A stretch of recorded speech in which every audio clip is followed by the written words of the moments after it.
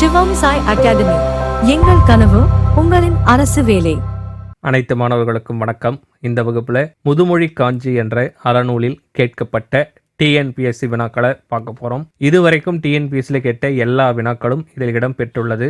இந்த ஒரு வகுப்பு பார்த்தாலே போதும். நீங்க முதுமொழி காஞ்சி என்ற அறநூலை படிக்கலனாலும் இதில் இருக்கக்கூடிய கேள்விகளை வைத்தே உங்களால் டிஎன்பிஎஸ்சியில் கேட்கப்படும் வினாக்களுக்கு மிகச்சரியாக விடையளிக்க முடியும். கவனமா எல்லா கேள்வியும் கவனிங்க. வாங்க நேரடியாக வகுப்புக்குள்ள போயிடலாம். முதுமொழி காஞ்சியின் ஆசிரியர் யார்? இதுதான் முதல் கேள்வி. முதுமொழி காஞ்சியின் ஆசிரியர் மதுரை கூடலூர் கிழார். மதுரை கூடலூர் கிழார் என்பவர்தான் முதுமொழி காஞ்சி என்ற நூலின் ஆசிரியர். அடுத்த கேள்வி பாருங்க. முதுமொழி காஞ்சி என்ற நூல் நமக்கு என்னவென்று அழைக்கப்படுகிறதுனா அறவுரை கோவை என்று அழைக்கப்படுகிறது. அதை தான் அடுத்த கேள்வியா கேட்கிறாங்க.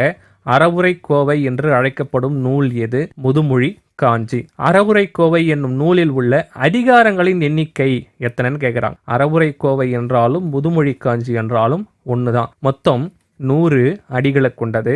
அதுல 10 அடிகளாக பிரிக்கப்பட்டிருக்கிறது. அப்போ 10 அதிகாரமா இது பிரிச்சிருக்கிறாங்க. இதற்கான சரியான விடை 10 அதிகாரம் என்பதுதான் சரியான விடை. அடுத்த கேள்வி பாருங்க. ஓதலில் சிறந்தன்று ஒழுக்கமுடைமை என கூறும் நூல் எது? ஓதலில் சிறந்தன்று ஒழுக்கமுடைமை என்று கூறும் நூல் முதுமொழி காஞ்சி. முதுமொழி காஞ்சி நூல் மொத்தம் 10 பிரிக்கப்பட்டிருக்கும் அப்படின்னு சொல்லியிருந்தேன். ஒவ்வொரு 10க்குமே ஒரு பேர் இருக்கும். ஆனா இந்த நூல் ஒவ்வொரு 10ம் ஆர்கலி உலகத்து மக்கட்கெல்லாம் என்ற வரிகளால் தான் துவங்கும். அதை தான் அடுத்த கேள்வியா கேட்குறாங்க. ஆர்கலி உலகத்து மக்கட்கெல்லாம் என்ற வரிகளால் துவங்கும் நூல் எதுனா முதுமொழி காஞ்சி தான் சரியான விடை. நமக்கு ஆப்ஷன்ல முதுமொழி காஞ்சின் இல்லை. இப்ப சரியான விடை எதுனா அதனுடைய சிறப்பு பெயரான அறவுரை கோவை என்பதுதான். நெடும்பாட்டு, நெடுந்தொகை, புறம்பு 400 இந்த மூன்றுமே எந்த நூலின் சிறப்பு பெயர்னு கடைசியா கமெண்ட் பண்ணிட்டு போங்க. அடுத்த கேள்வி பாருங்க. மேதையில் சிறந்தன்று கற்றது மறவாமை என முதுமொழி காஞ்சி குறிப்பிடுகிறது. இவங்க என்ன பண்ணிட்டாங்கன்னா மேதையில் சிறந்தன்று என கொடுத்துட்டு கோடிட்டிடத்தை நிரப்புகன்னு கொடுத்துட்டாங்க. இப்ப சரியான விடை மேதையில் சிறந்தன்று கற்றது மறவாமை. ஓதலில் சிறந்தன்று ஒழுக்கமுடைமை. நம்ம புத்தகத்தில் இருக்கக்கூடிய வரியை ஒரு முறை சொல்லிடுறேன், அப்படியே கொஞ்சம் கேட்டுங்க. காதலில் சிறந்தன்று கண்ணஞ்சப்படுதல். காதலின் சிறந்தன்று கண்ணஞ்சப்படுதல். மேதையின் சிறந்தன்று கற்றது மறவாமை. வன்மையின் சிறந்தன்று வாய்மையுடைமை.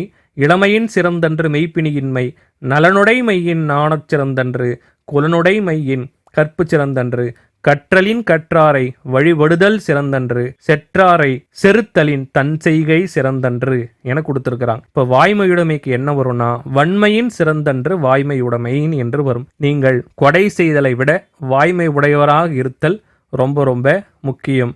அதே போல மேதையின் சிறந்தன்று கற்றது மறவாமை. நீங்கள் புத்தி கூர்மை உடையவராக இருத்தலை விட படித்ததை பின்பற்றுபவராக இருத்தல் சிறந்தது. ஓதலின் சிறந்தன்று ஒழுக்கமுடைமை. நீங்கள் கற்றுக்கொள்வதை விட ஒழுக்கம் உடையவராக இருத்தல் சிறந்தது என இந்த நூல் குறிப்பிடுகிறது. இந்த வரியிலிருந்து கண்டிப்பா நமக்கு டிஎன்பிஎஸ்சில கேட்பாங்க. அடுத்த கேள்வி. நிலையாமையை பாடும் நூல் எது? காஞ்சி என்றாலே நிலையாமையைத்தான் குறிப்பிடுகிறது. இப்ப நிலையாமையை பாடும் நூல் முதுமொழி காஞ்சி. முதுமொழி காஞ்சி என்ன பாவகை? முதுமொழி காஞ்சி குறள் வெண் செந்துரை என்ற பாவகையால் இயற்றப்பட்ட நூல். அப்ப சரியான விடை குறள் தாழிசை என்பதுதான் சரியான விடை. அடுத்த கேள்வி பாருங்க. ஆத்திச்சூடியின் முன்னோடி என அழைக்கப்படும் நூல் எது? ஆத்திச்சூடியின் முன்னோடி என அழைக்கப்படும் நூல் முதுமொழி காஞ்சி. அடுத்த கேள்வி. முன்பே நான் உங்களுக்கு வரிகளை சொன்னேன், அந்த வரிகள் இருந்தா மறுபடியும் கேள்வி. குலனுடை மையின் கற்பு சிறந்தன்று என குறிப்பிடும் நூல் முதுமொழி காஞ்சி. ஈரம் உடைமை ஈகையின் அறிப என்ற வரிகள் இடம்பெற்ற நூல் முதுமொழி காஞ்சி. இந்த வரிகளை எல்லாம் ஞாபகம் வைத்துக் கொள்ளுங்கள். 100% இதிலிருந்து கேள்வி வர வாய்ப்பு இருக்கு. பழியோர் செல்வம் வறுமையில் துவ்வாது என கூறும் நூல் எது? இதற்கு சரியான விடை முதுமொழி காஞ்சி. அடுத்த கேள்வி பாருங்க. சிறியார் ஒழுக்கம் சிறந்தோரும் பழியார் என கீழ்மக்களின் ஒழுக்க குறைபாட்டை மேலோர் பழிக்க கூடாது என கூறிய நூல் முதுமொழி காஞ்சி. அடுத்த கேள்வி பாருங்க. மனதில் அன்பில்லாத உறவு முறைகள் உண்மையான சுற்றம் அல்ல, நண்பர்களும் அல்ல என ஈரம் இல்லாதது கிளை நட்பு அன்று என அறிவுரை கூறிய நூல் அறவுரை கோவை, அதாவது முதுமொழி காஞ்சி. இதெல்லாம் எதிர்பார்க்கக்கூடிய கேள்வி, ஞாபகம் வைத்துக் கொள்ளுங்கள். அடுத்தது பாருங்க. ஔவையார், பாரதியார், பாரதிதாசன் முதலான அனைத்து ஆத்திச்சூடிகளுக்கும் முன்னோடியாக விளங்கிய நூல் இது. முன்பே பார்த்தோம், ஆத்திச்சூடியின் முன்னோடியாக விளங்கும் நூல் எதுன்னு கேட்டால் முதுமொழி காஞ்சி தான். இப்போ இதற்கும் சரியான விடை முதுமொழி காஞ்சி. ஒவ்வொரு பாடலிலும் சுருங்கச் சொல்லி விளக்கி ஒவ்வொரு வரிகளை கொண்ட பாடலாக உள்ள நூல் எது?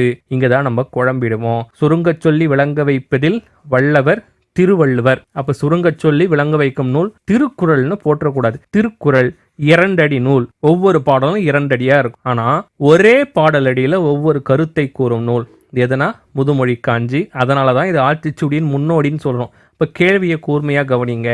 ஒவ்வொரு பாடலும் சுருங்கச் சொல்லி விளக்கி ஒவ்வொரு வரிகளை கொண்ட பாடலாக, நல்லா பாருங்க, ஒவ்வொரு வரிகளை கொண்ட பாடலாக உள்ள நூல் எதுன்னு கேட்டா முதுமொழி காஞ்சி தான் சரியான விடை. இது முழுக்க முழுக்க டிஎன்பிஎஸ்சில கேட்டது. அடுத்தது டிஎன்பிஎஸ்சியில் கேட்கப்பட வாய்ப்புள்ள வினாக்களை பாருங்க.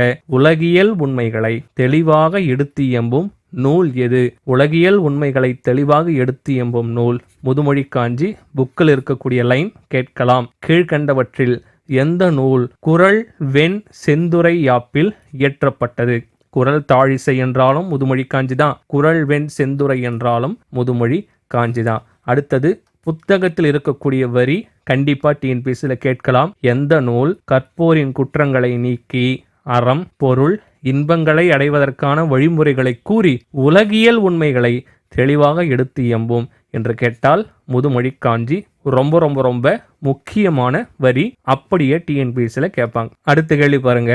கல்வியை விட ஒழுக்கமே சிறந்தது என கற்றலின் கற்றாரை வழிபடுதல் சிறந்தன்று என கூறும் நூல் எது? நீங்கள் கற்றலை விட கற்றவர்கள் சொன்ன வழியில் நடப்பது சிறந்தது என கூறும் நூல் முதுமொழி காஞ்சி. அடுத்தது பாருங்க. கூற்றுகளை கவனி.